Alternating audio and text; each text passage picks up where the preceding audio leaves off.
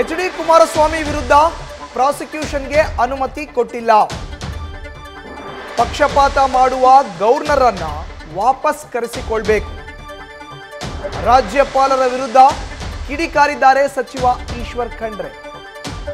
H D. Kumaraswamy ಅವರ ವಿರುದ್ಧ ಪುರಾವೆಗಳು ಇವೆ. ಲೋಕಾಯುಕ್ತರೇ ಎಚ್.ಡಿ. ಕುಮಾರಸ್ವಾಮಿ ವಿರುದ್ಧ ತನಿಖೆ ಮಾಡಿದ್ರು. ಮೇಲ್ನೋಟಕ್ಕೆ ಆರೋಪವಿದೆ ಅಂತ ಲೋಕಾಯುಕ್ತ ಹೇಳಿತ್ತು.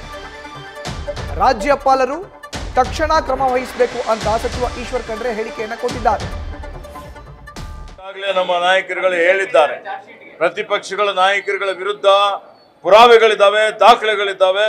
ಒಂದು ತನಿಖಾ ಸಂಸ್ಥೆ ಲೋಕಾಯುಕ್ತ, ನಾವು ಯಾವ ಕಾರಣಕ್ಕಾಗಿ ಲೋಕಾಯುಕ್ತವನ್ನು ಇವತ್ತು ಸಂಸ್ಥೆ ಪ್ರಾರಂಭ ಮಾಡಿದ್ದೇವೆ, ಆ ಸಂಸ್ಥೆಯವರೇ ಇವತ್ತು ತನಿಖೆ ಮಾಡಿ ಪ್ರಾಥಮಿಕ ವರದಿಯಲ್ಲಿ ಮೇಲ್ನೋಟಕ್ಕೆ ಇದು ಸಾಬೀತಾಗಿದೆ, ಇದು ಪ್ರಮಾ ಫೇಸಿ, ಇದರಲ್ಲಿ ದಾಖಲೆಗಳಿದ್ದಾವೆ ಅನ್ನುವಂಥ ಮಾತನ್ನು ಹೇಳಿದ್ರು.